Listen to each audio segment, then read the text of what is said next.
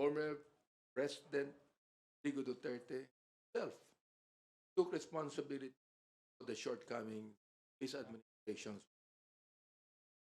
shortcomings that led to the death of thousands of women.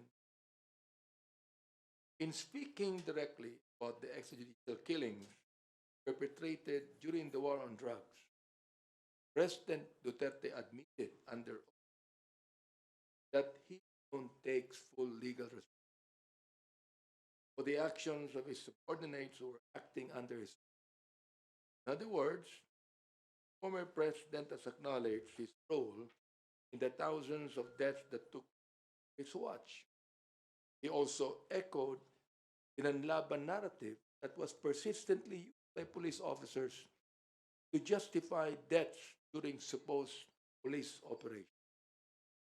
This admission is significant as it highlights that cases are now ripe for filing against those responsible for the extrajudicial killings during the drug war. Duterte has committed to take responsibility and face the consequences of these acts as mandated by our laws. It is now up to the proper authorities to consider this statement carefully and ascertain the criminal liability of the responsible individuals, whether under the concept of command responsibility or conspiracy. These cases could include crimes against humanity, as penalized under Republic Act Number 9851, the Philippine Act on Crimes Against International Humanitarian Law, genocide, and other crimes against humanity. That's the title of the Republic Act. And other criminal laws, not to mention the potential jurisdiction of the ICC.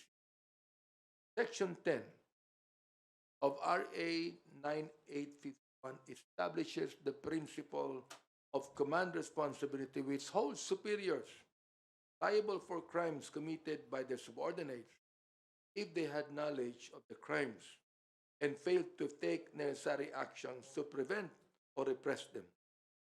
The killings order under former President Duterte's so-called war on drugs meet all the elements of willful killing, the crime against humanity, under Section 6 of RA 98.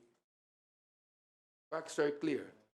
Haba ito, First, willful killings affected thousands of civilians, with the International Criminal Court estimating between 12,000 and 30,000 deaths between July 2016 and March 2019. Second, the victims were primarily civilians, suspected by police authorities to be involved in drugs. Third, these killings occurred in a widespread, systematic attack across various cities, municipalities, provinces throughout the Philippines.